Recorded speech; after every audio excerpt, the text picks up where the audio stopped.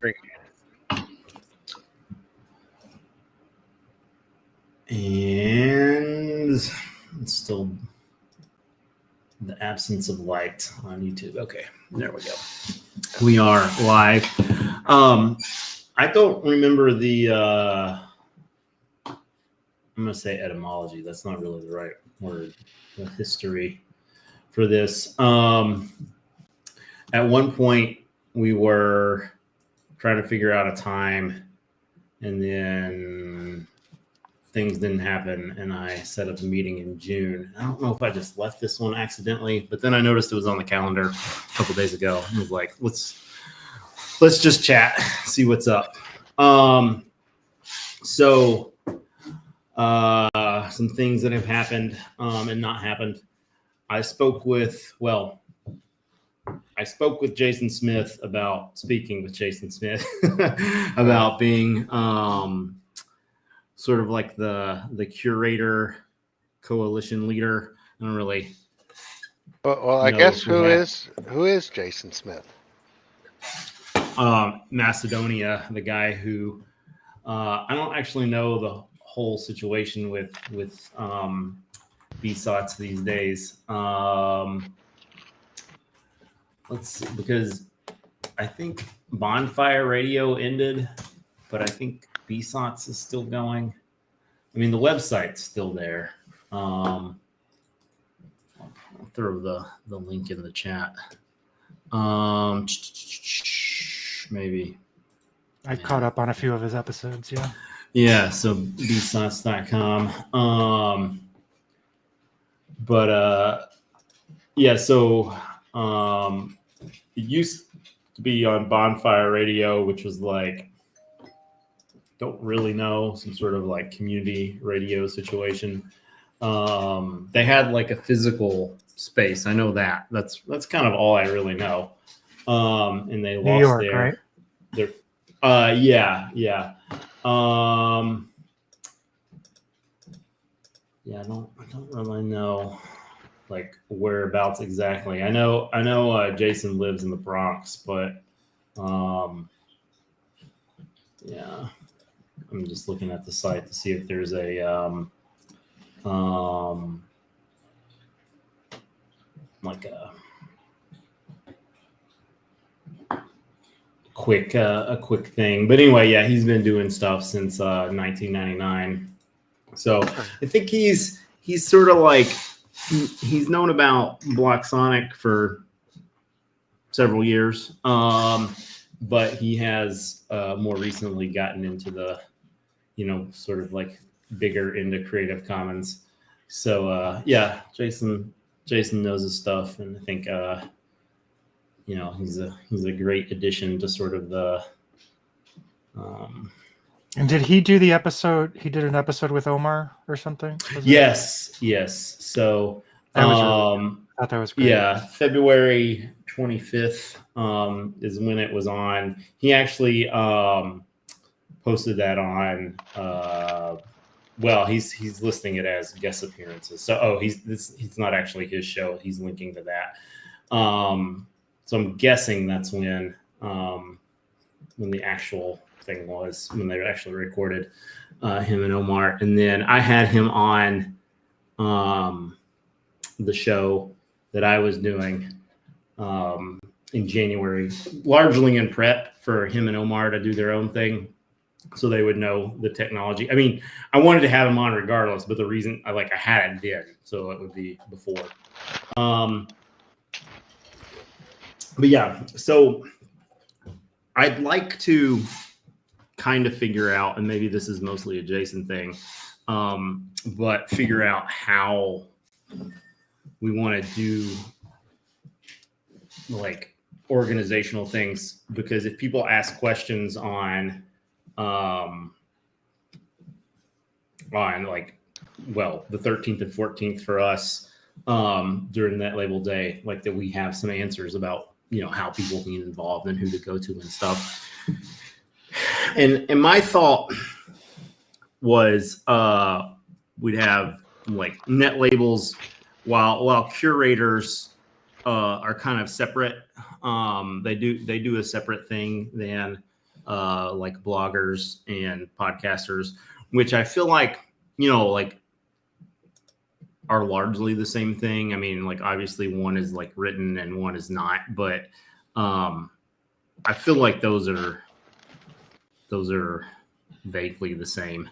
I mean, a lot of podcasters. I mean, you guys are both podcasters, so I don't know if you have thoughts about that. I mean, I've been a podcaster so in the past, so I don't feel completely like out of the loop on that. But I don't know if I call myself somebody more with an excuse to drink beer.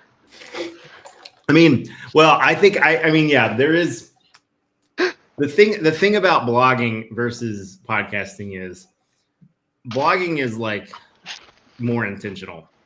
Mm-hmm. Like it's not just like a natural, like you don't just like naturally like type on keys and written words form sentences and stuff. But like people do just talk. So, but I feel like ultimately they are the same. Like one is just kind of like more free flowing. Yeah. Especially if you have like a more scripted podcast, then I think it's like even more like. But anyway, I guess it's like I don't believe in scripting. I just like making it up. Sure, right. Fair enough. But yeah, just as far as sort of like putting them together, is there any real reason not to do that? No, it's not. I will say I worked on being organized the other night, and I am actually going to share my screen because, believe it or not, sometimes I am organized. It's kind of amazing. It's not supposed to happen, but it does. But nice. I kind of put together an agenda for it because you were talking about trying to get a list of all the different things together in one spot. So like for Netlabel Day, I always forget what day it is. July 14th. July 14th. Every year. And how many years? This is going to be the what year of doing it? 10th. 10th year. All right. Oh, my number lock is not on. So, okay, 10 years. And I will let you know whenever I'm typing with people watching. I forget how to type, spell, and do everything else. It's just kind of one of those things that happens. Yeah. And like really the goals of what we're trying to achieve by Netlabel and that day is just exposure of independent music. Or is there like other goals we're wanting? Because I was sitting there thinking about it with independent like Tom is a perfect example. He doesn't have a Netlabel he's associated with. He just releases music. I mean, I'm not exactly sure that's 100% true. I mean, if you go to remix.blocksonic.com, the very first band listed there is Lorenzo's Music. Okay. But I mean, I think this gets back to sort of the ambiguity that a lot of people have about net labels. That while there are plenty actually of musicians that singularly release on a specific net label. Many do not. In fact, I think it was Eddie Palmer had said that he was sending around stuff to various net labels. And then the first time he sent to Mike, Mike actually said, yeah, no, I don't think this fits with what we're doing. I don't remember what band of his, because he has like a bunch of bands. There's the Fucked Up Beat. There's oh God, which doesn't actually exist anymore, but does it not? That's no. Sad. The Fucked Up Beat hasn't existed in a long time. Oh, Well, I thought he's been putting a bunch of stuff out there by them on YouTube and stuff, and I thought I just grabbed some new stuff on Bandcamp from him. Well, maybe he But revived it. For a long time, it was dead. but he's also, what is it, Cloud Warmer? Yeah. What are the other ones? Aries Death Cult, Yes. Electric Mirrors, Vietnam 2. I did not realize he was Vietnam too. Yeah. and that's just a new album, right, or something? Yeah. But so to the short of it, in Fields, Ohio. Fields, Ohio is the other Yeah. one. So it's more just like independent labels, independent music is what we're trying to support. That we're trying to get more people to understand that there's this whole other thing of art and stuff out there that for us specifically is released under a Creative Commons license. Um, but for Net Label Day, does it have to be CC music or does it have? So I believe that. So I don't. So I to me there are two competing definitions of net labels. One is that all of your music is like free to download, and another one is that your music is Creative Commons.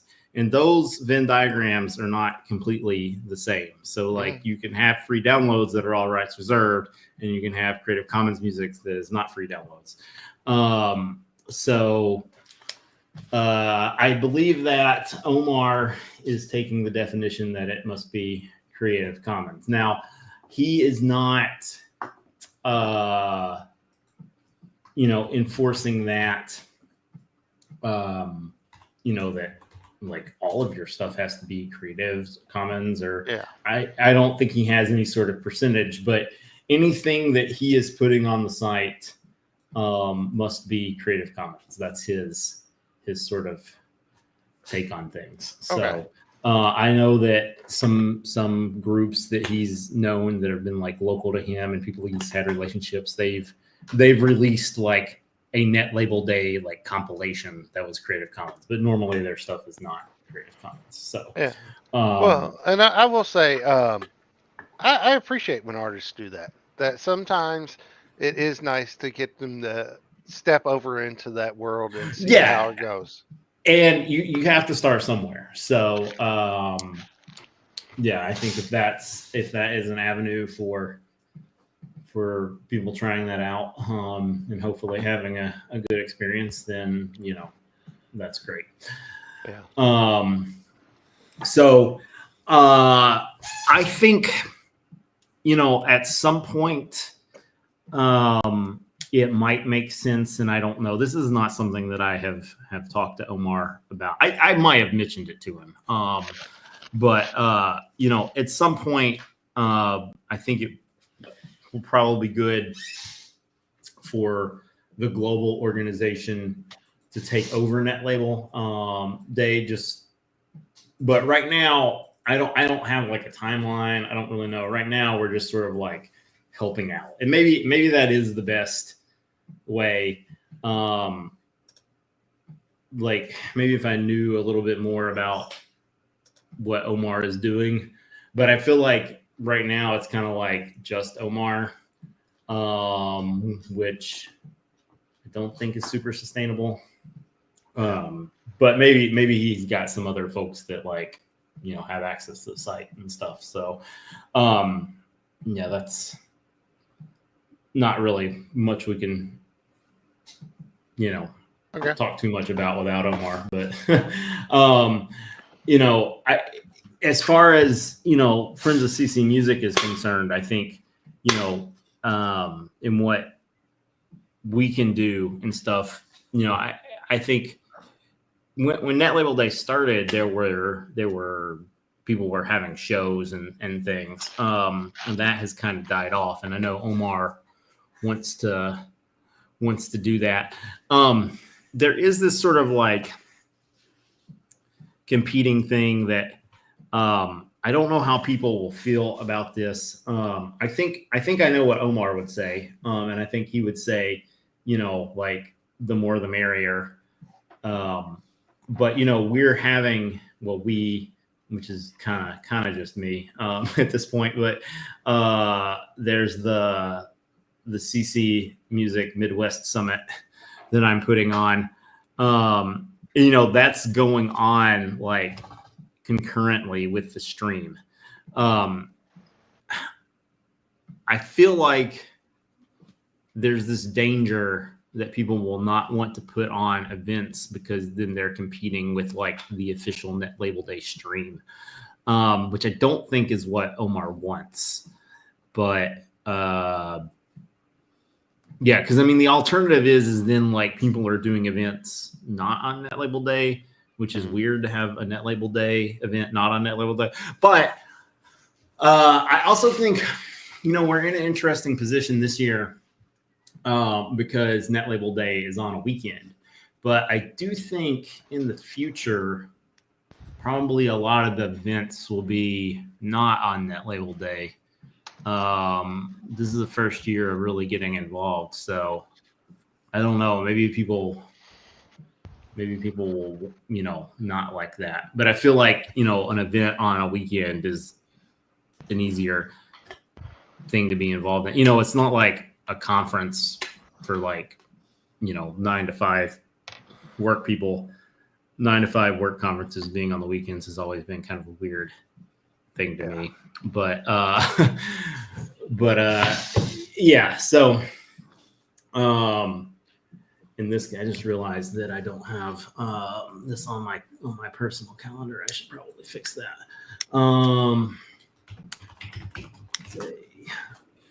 Events July 13th. I did, however, intentionally pick the 13th instead of the 14th, so that if people wanted to do like stuff on Netlabel Day, like they wanted to DJ on the 14th on like US Netlabel Day, and they could come to the event on the 13th and then do like the official Netlabel Day stuff.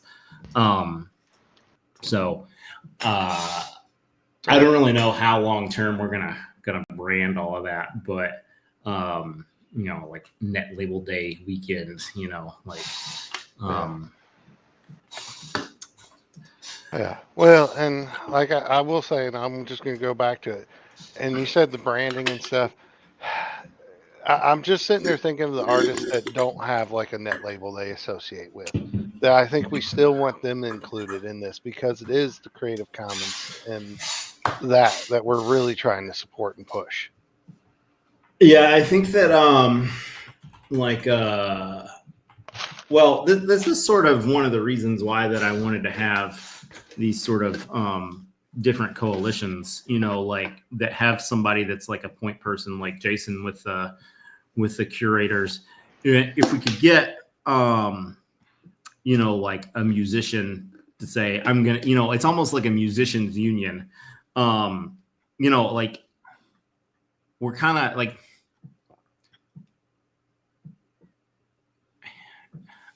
I mean, I don't really know what the word, but to a certain extent, we're just kind of guessing. Like, what do you guys want? So, yeah, I do think it would be ideal. Can't remember who I think I asked Tom about that. Let me see here. And I think he said he didn't have the time. I asked somebody. Oh yeah. Oh yeah, you were on that email, Rhino. Because we have the separate thing of the country level organizations as well, which I mean could have the same structure or could not. I don't know.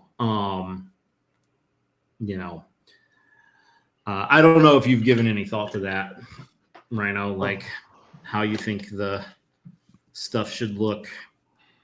And I don't know, actually, I mean, this might be, if you've thought about like your next, I know you had the show with Walls in Charlotte. I don't know if you've thought about what's next. Well, I will say this. Unfortunately, I don't know how much I'm planning for this year because this is going to be the year of house repairs. I'm waiting for the tree guy to come out and do work so I can get a fence put in. Then I got to call the foundation people to come in and do that, and then I have to rebuild my back patio. So a lot of the funds that kind of go that direction are going to be making sure the house stays. So Yeah. I am talking to John about him coming back down again, John Worthy, just because I always love having him down, and I want him to make me tacos again. His tacos are absolutely delicious if you ever get a chance. His pico is absolutely delicious. But I don't know what all I've got planned for this year. It's just going to be kind of wait and see. Yeah. I'm thinking of doing, and plus, like the 11/11 is on like a Monday or a Tuesday, and nothing happens in Jackson, Mississippi on a Monday or Tuesday. People just don't go out. Well, this is why I was saying maybe the Netlabel Day stuff will happen not on Netlabel Day in the future, but Yeah. Well, and it's just, I think the thing is, it's all about supporting the same goal is that we want artists to actually get the exposure and start getting stuff. And like, I have actually had some ideas that I was thinking of because, like, for my site right now, I want to start getting reviews on there, but I don't have the time to do reviews myself. So what I'm yeah, actually thinking about going to do is going to my record store and be like, "Hey, you got anybody who wants to write reviews?" And because I have this list of music that's always flowing through there with the top 10, see if I can find somebody local that's going to be willing to write a review on a regular basis. I mean, not going to pay a ton, but I mean, it's one of those things that if I can get somebody local to do reviews, post them on my site, that drives traffic to my site, but it yeah, also creates interest in that artist locally right, because suddenly that reviewer's like, oh, hey, telling their friends to go check out the review. They're sitting there listening to it. And suddenly that means it helps build for the next time I have an event in town. To where if I can get artists to be reviewed, get them talking about it, then have them come to town, it might help turnout. It might help get a little bit more people out there. And like, it's still one of those things. Touring is expensive. But if you can do it and get people out, you can make money doing it. But have you thought about, like, I know you talked about your funds, about selling tickets for one of these so they can be self-sustaining? I have thought about it. Like the last one I ran, the last big one I ran here, we sold tickets just to get extra money for the artists. Yeah, And that's the thing is it depends on the venues and stuff that you're getting and stuff for how much the cost is. To where like when we were doing the record store shows, those were pretty self-sustaining. Like we'd come up with money to pay the artist, but then they'd also get the door, which we didn't have to pay for the venue. The venue was just like, hey, we got bands and booking it. But like when I did Dueling Hall or we did the big show up in Milwaukee, that was one of those things where we had to pay the venue and pay for yeah. other things and staff to get out there. Well, I don't know how easy this is these days. I mean, when I did the show in Chapel Hill, that would have been spring of 2022. So just over 22 years ago. But we had it was called the Great Hall. And as a student, we had a student organization and we were able to, like, I think we were able to book it for free. If it wasn't free, then it was super duper cheap. But then we had, it was either 11 bands in 9 hours or 9 bands in 11 hours. I think it must have been 9. Yeah. I don't know. Maybe we had some shorter sets in the morning. I don't know. They had to close it up at a certain point. But, that was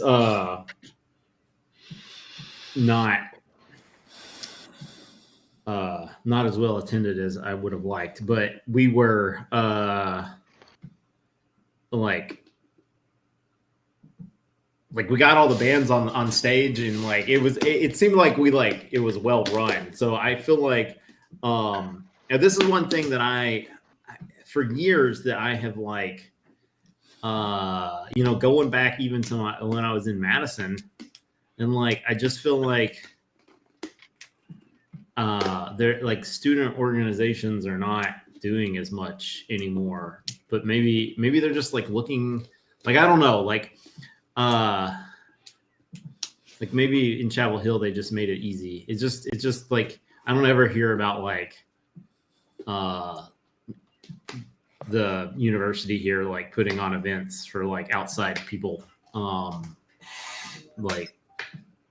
anybody could go to and stuff. I don't know, maybe that's just not a thing anymore. I think it's probably decreased over the years, and it's also how involved are you still into the student emails and stuff like that to actually see them come through.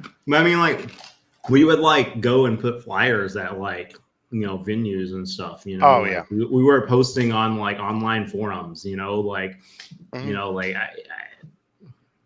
Maybe it's things are too sectioned off now. Yeah. I don't know, but I know I keep talking about doing local stuff and trying to get local people involved, but that's what I've actually found out for the shows that have really been successful and actually had the best attendance is we had bands that were local that were involved to where that you have that draw brought into them to where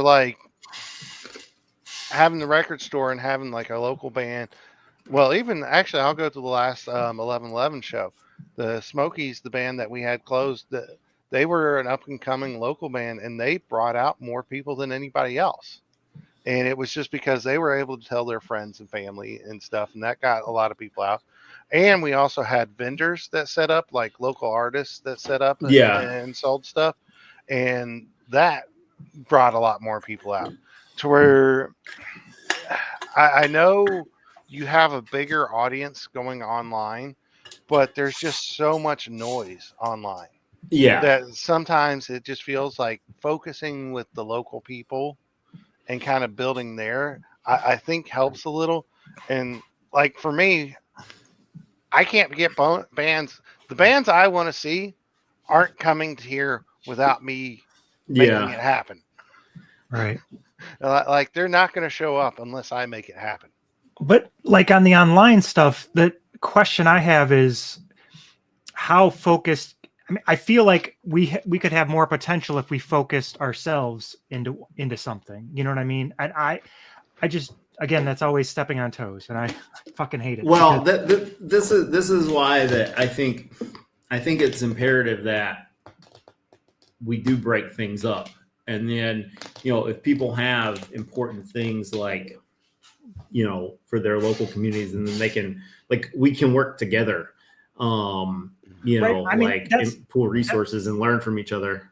But that's what I'm trying to figure out. How is it possible that we balance both? So with Rhino, right? You put your show on the No Agenda stream, right? But if we had a stream so Netlabel Day is going to be a stream, right? It's going to be a stream that you go to and you're going to hear all the shows, right? If we had an always ongoing stream, and we could actually reach out to labels and to bands to say, hey, you could put a show on here, or you could put your music on here. And it's basically all the stuff that you do, Rhino, but doing it as part of CC Music. Yeah. I feel like that's how we start to grow this thing. But and Netlabel Day is great, but again, not everybody's going to be able to do, not going to be not busy on Netlabel Day. But if you had an always on stream and you could say to people, you could do your show here, you could do your show on here. Yeah. If you just Well, want to play your own music for a half hour, or an hour or whatever, you can do that too. Yeah. Like all these different reasons to like be here and to like direct for them to direct other people to it, because then they Okay. might see something else. Sorry. I mean, Netlabel Day already has a 24/7 stream. It's not just there on Netlabel Day. Okay. It's just that's when Omar is like, you know, he's got a spreadsheet to like have like a guest DJs and stuff on there. So right. So what's playing on Netlabel Day most of the time? Just random CC music, or yeah, basically. I mean, right now it's the genres pop. okay. H. Rooney is the artist, and Aguilia is But the there's track no name. but there's no shows, right? Yeah, I mean, I mean, there's not a weekly Netlabel Day show that I'm aware of, and I probably would be aware. And I'm just So, saying yeah. we're not reaching out to Well- anybody to say like, here it is. Like, I don't know. Yeah. Well, and I'm gonna go to what William was saying there. The more often and the more regular you can do stuff and build stuff, the more likely people keep showing up. I know when I first started the show and the Double O show, like I was able to do shows like 3 nights a week. I was able to do a lot more, and having that consistency, yes, it definitely drives more people to it. But it's hard to find time to do it 3 times a week. I know right now I have reached out to Tom about trying to get Lorenzo's Music to start doing some of their sessions on the stream, because I think that would definitely be cool. And that might be cool if you guys wanted to try to do like a dedicated music show. We might be able to find a time to have you do it on the stream. Right. I mean, and just kind of go from there. But again, so here's my toes again, right? Which is, it's your stream, or is it a Friends of CC Music stream, right? Or is it a Netlabel Day stream? Or, and that's Yeah, I mean, I kind of think like, I mean, me personally, like, if Rhino is interested and willing to have people on there, I think we should just point people in a Rhino. Like, just adding another place for people to go. I don't think that solves anything. I think it's one of those things. If there gets big enough and there gets to be enough regular, it may be worth the conversation of moving it to its own dedicated thing. But for just starting, and like you said, just getting people involved, getting people up to date, getting people there is always the first step. And I think we build that into something that's bigger and more self-sufficient. And once we get to that point that we have a lot more, then it might be worth moving it over to somewhere else. So right. So, but like, I just subscribe to the Block Music, right? So they just dropped the May episode, right? Yeah. So should that play on Rhino's stream? Should BSOTS play on Rhino's stream regularly at a certain time? Should, you know what I'm saying? And like, I feel like if we reached out to, like, again, that spreadsheet that I was trying to put together, if we try to reach out to some of these people and all get everybody on one stream, that's really something you could listen to. The other part of it is that new music comes out, and I don't think anybody knows. And that's a great thing about your stream, is that you can vote it up or down, right? Like if new music was automatically showing up on a stream, and the whole CC community, whatever tiny it is and however we want to talk about it, knew that there was this place where, like, at least in the stream thing that I use, I can say, like, if a new album has come out, it's going to play, like, you know what I mean? Or like play new music, and it's, play new music once every hour or something, like, right? Like, and if you knew that kind of thing was going on, that's something I feel like we could direct everybody to. But again, these are just, and then there's the Fetty music thing, which we could also talk about. But that they seem to have Yeah. something going, but again, that's not CC music technically. Yeah, A lot of it is, but I think that at some point, probably doing something there makes sense. But maybe after right. Netlabel Day this year. I think that all of our episodes actually know what I was going to say. The block report. I think there's a license on here. I mean, all the music has a license. It's hard for me to imagine that Mike would have a problem with running Right. those at a specific time. Well, But technically, if anybody's putting out podcasts, those should be playable, technically, right? Well, yeah. Well, well, and I mean, if the podcast is not, so I mean, this is an interesting thing. I mean, I guess it's Rhino's stream, but so it's his decision to make. But it's like, if the podcast is not CC, but then the music is, like, then Okay. it makes it potentially not an all CC stream. Got it. It would make it an all CC music stream, but I don't know if that's a yeah. Well, that's, I will say, give me the link to where you put the different podcasts together, because I do think that might be something interesting to do. Is on the stream is like on Monday nights. Say I have like 4 or 5 different podcasts from the week.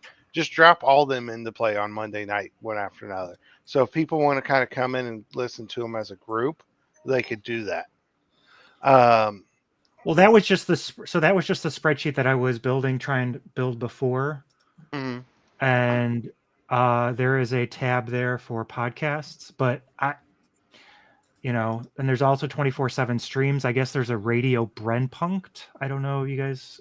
I found that somewhere, or somebody found that. You have you are the only thing I have listed as a streaming show, which is the last tab. I don't know that. So like, Yeah, because that also goes to one other thing I've been thinking about. Is on for the library and stuff. Like my library is huge right now. Like in the Rhino CC music, when you click on it, it gives you a warning that there's probably some bad links in there. Um, I almost want to see about setting up MTurk and actually coming up with a brief questionnaire to. So what is MTurked? It's basically Amazon's kind of Fiverr thing, to Oh, where it's you pay people to go do tasks. So you can sit there and say, "Here's $2. Go review these 10 links and see if they still exist and they're still listed as Creative Commons, and tie a genre to it." got it. And so instead of us trying to take and refine the library as just 3 people, I know it costs money, and I know I keep talking about things that cost money, and that's always the thing. But I've been lucky enough that I can spend a little money on stuff like that. this is one of this is primarily the main reason why that I think at some point that that Friends of CC Music should probably take over Netlabel Day, just from like a funding and like liability situation. Like, you're not going to get sponsors if you're not, I mean, student orgs can do it because then it goes to the university, which is a 501c3. But if you don't have some sort of like legal entity, then like getting sponsorship and stuff is just like not going to happen. And the thing is, though, and this has always been a question I've had and stuff like that. Like, I don't do Patreon because I feel that would be crossing the line into commercial. Like, if you're like going to that level of donations and stuff, I think crosses a line from a nonprofit, non-commercial entity into something that's very commercial. And that's been a question, and I've been trying to figure out how to do this, and this is something I've talked about, is I almost want to set up a nonprofit for the stream. Yeah, So well, so again, I think, I mean, and I don't remember, I don't know how much of this you remember from a decade ago, but like this was like 100% my idea when I was trying to get people together. But I think part of the problem was that people abroad don't understand like how important nonprofit status is in the US. But like we definitely, like, if we're going to move things forward, we need to have a legal entity, like, period. yeah. And Well, and I'm just going to say, like, my goals in life right now is I'm hoping things work out for the next 3 to 5 years exactly how I want. And if everything comes together in the next 3 to 5 years, I want to be a point that I quit my career and focus on the stream 24/7. And at Yeah. that point in time, when I switch to focus on the stream 24/7, I'm going to want to have, and I think I will need some type of nonprofit so I can be like, hey, we need your support. We need you to help. We need you Right. to do this. Like, I don't feel comfortable saying that now because, Right. I think it does cross the line into more of a commercial thing. And there's a whole legal discussion that could be had on that. I know. Right. But like Doug said, it's about the protection of having that org to say, hey, I mean, the tough thing is like I completely, I give you all the power. Like if I had, whatever power to give, I would, make you the master of the CC music world or something. mhm, Um, and and to manage all of this and to make whatever, to make your stream the stream. I don't know what other people would think, but I feel like if they listen to you for a while, that they gonna feel like trust and they're gonna, all that kind of good stuff. And yeah, so what you're saying is what I would love to see happen too. We've just got to get buy-in from the world. I feel like, and that could happen maybe sooner than you think. I don't know. Like and your I taste just is great. You're thank you. And I just will say my Google Docs of my CC music, which is up to 5,295 tracks, gets a nice warning at the top. This file looks suspicious. It contains links that might be used to steal your personal information. yeah, And I'm not looking forward to going through 5,000 links to find out which one is the bad one. right. So yeah, But the thing is thank you, Willie. yeah, I really appreciate hearing that. I've really worked hard on it to get it to this point, and I wish I could. I wish I had more time to do some of the things I used to do. Because when me and Doug first started working together on this a long time ago, he was scheduling interviews, and we were doing at least one interview a week. And having that going just drove so much traffic because people love showing up for the interviews and listening to the live interviews and actually chatting on it as we went through it. yeah. I just sent an email to Mike Okay. for to see the license on that, and maybe he'll put one on the website as well. There was just a website redesign, so I don't know if he has a good way to do that on the on those pages. I mean, it's on the release pages. It says it's in a different spot, but it's the same text as it used to be. Yeah. I don't know about. Oh yeah, you're right. They do have Lorenzo's music more featured on there now. Yeah. Oh wow, redesign. I didn't. Okay. Yeah, I like the redesign there.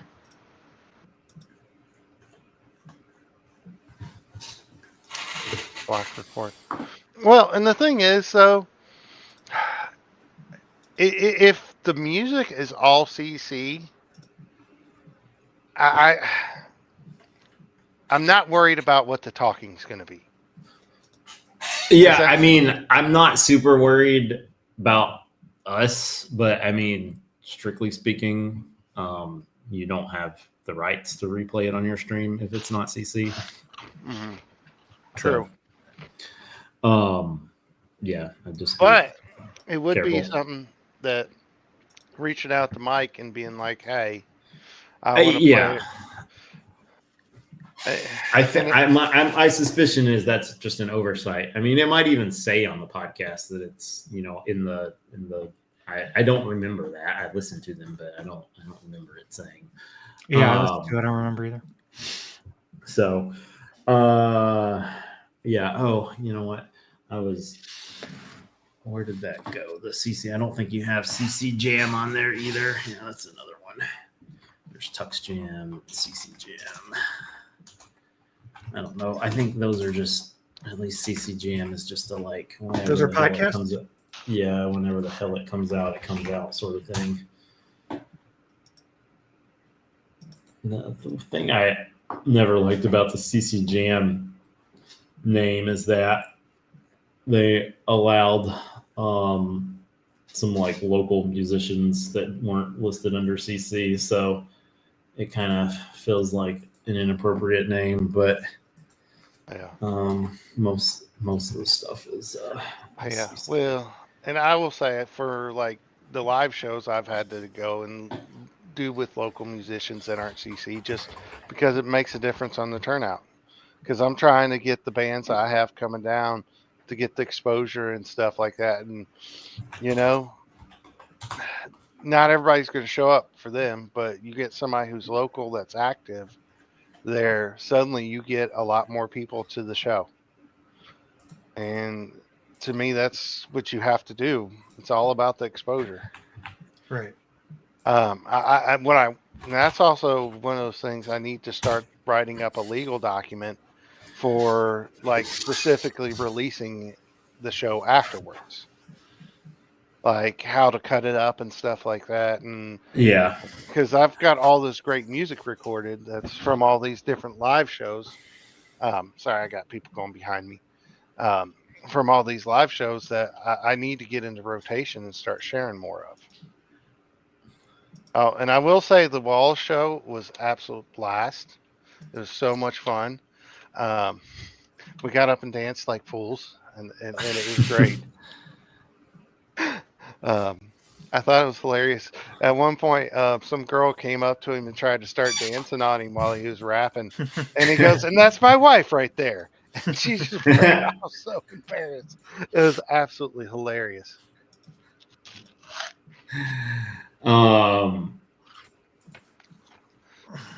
But that I will say that is also one reason I love doing the shows is because I'm allowed to get up and dance. Like it's one of those things where you're going to Taylor Swift, you're not going to get up and dance on the stage with Taylor Swift. Yeah. But you know what? I can get up there and dance with Smalls as he's going through. Yeah. So,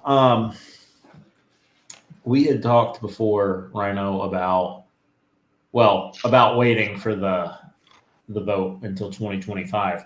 My thought was to wait until after the vote to do any incorporation, because whether or not to file as a 501c3 or a 501c6 is a big decision. But if we were going to do a show, we would probably want some sort of legal entity before that, which means then we're looking at like a Netlabel day, like festival sort of thing. Then we're looking at like 2026 as like the first sort of option. Do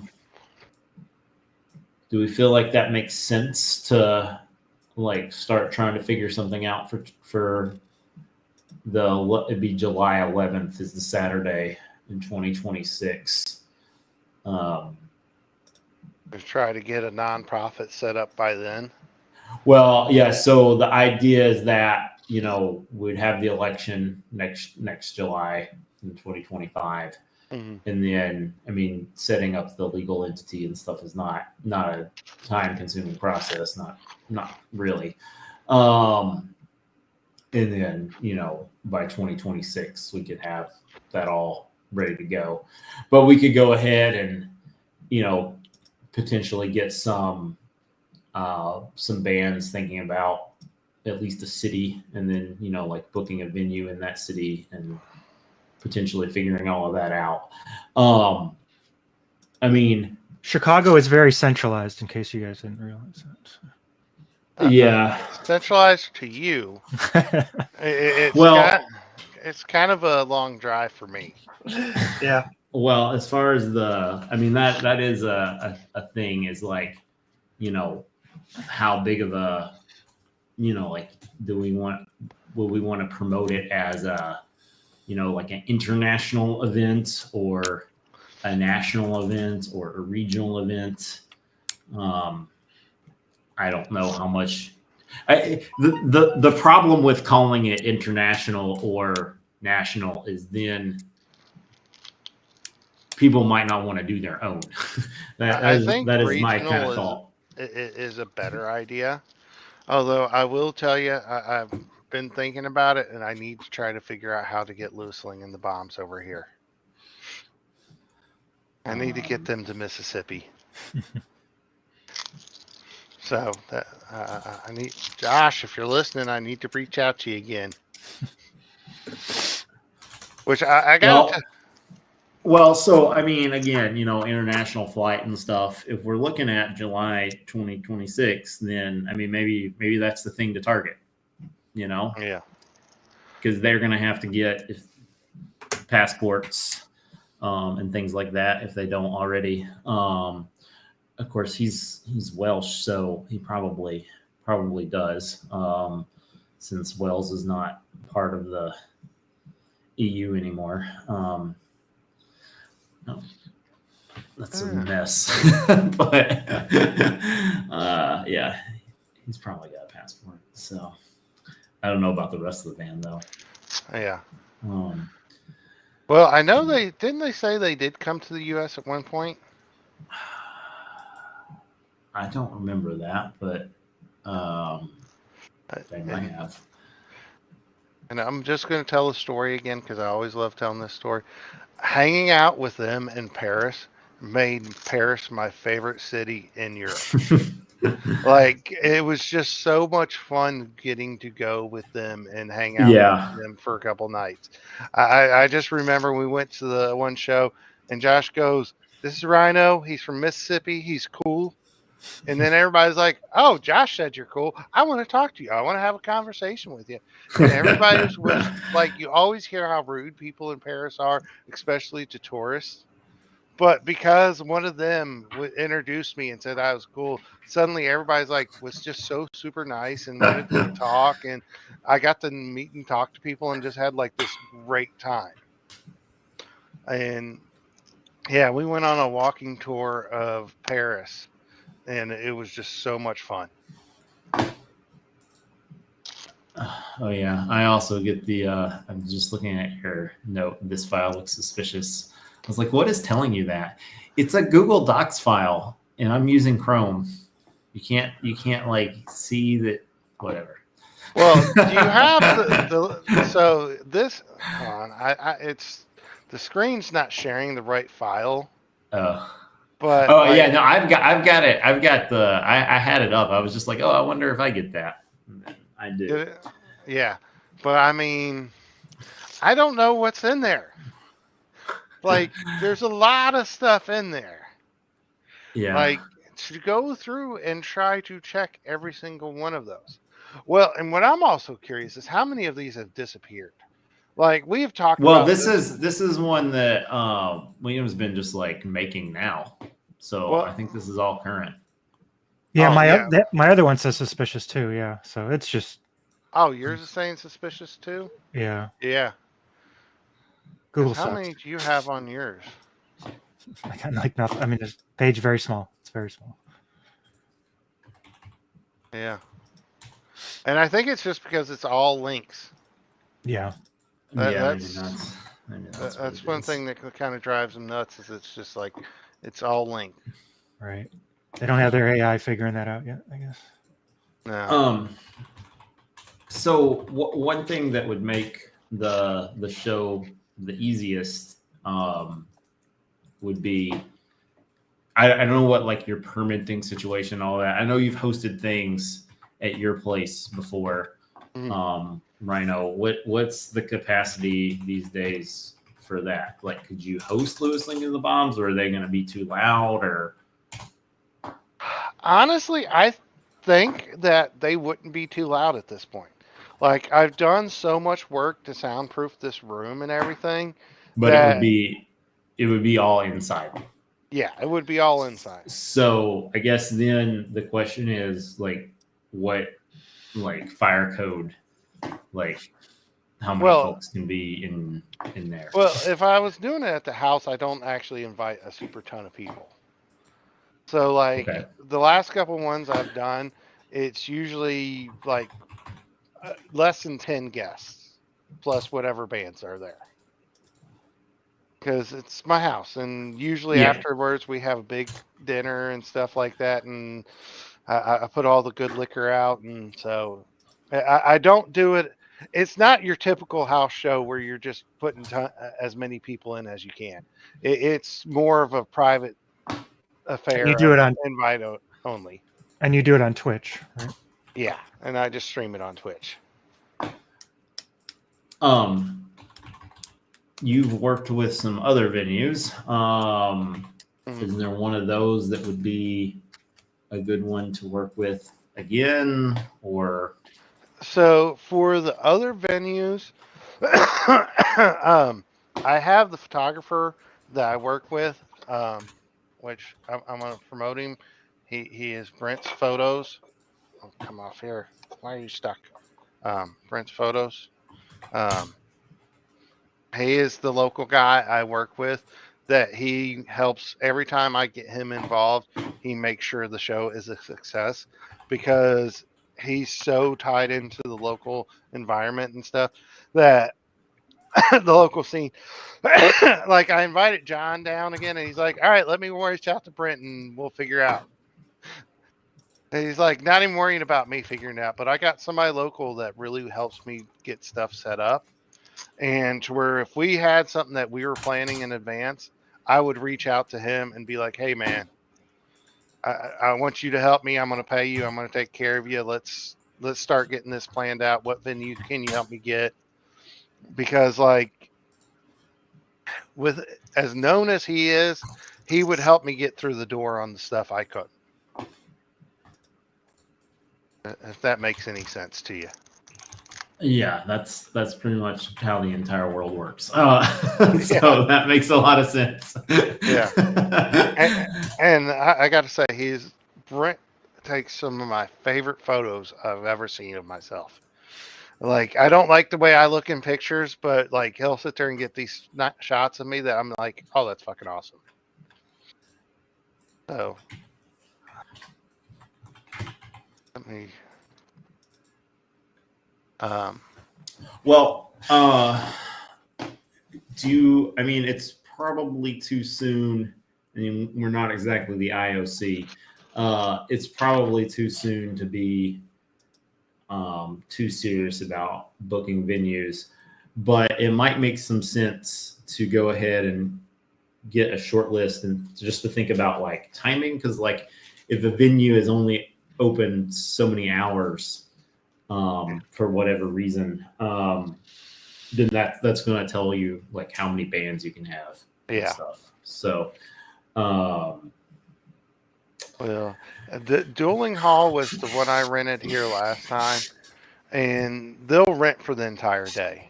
But I think it was around $3,000 to get them squared away for like a 12-hour rental on there. okay, I mean, so like these shows that I've done are like you said, they're not self-supporting, they're me supporting.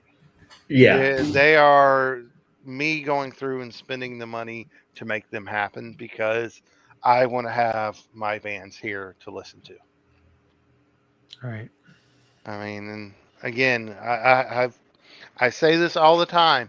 I've been so damn lucky that one, I'm still doing this after this long. that people still show up and listen. But back in the day, Salty Hash gave me the crypto that I'm still sitting on. Oh. And if Ibu Inu ever hits pennies, I'm done working. So I mean, I think you know, I don't know exactly, again, because we have like the other potential stuff that's going on.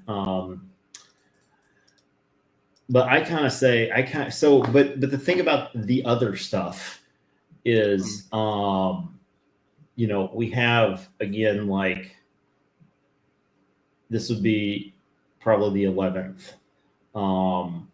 You know, if you do it on the 11th, then people can fly in on Friday and then they can fly out on the 12th, if they want. But then, you know, people can still do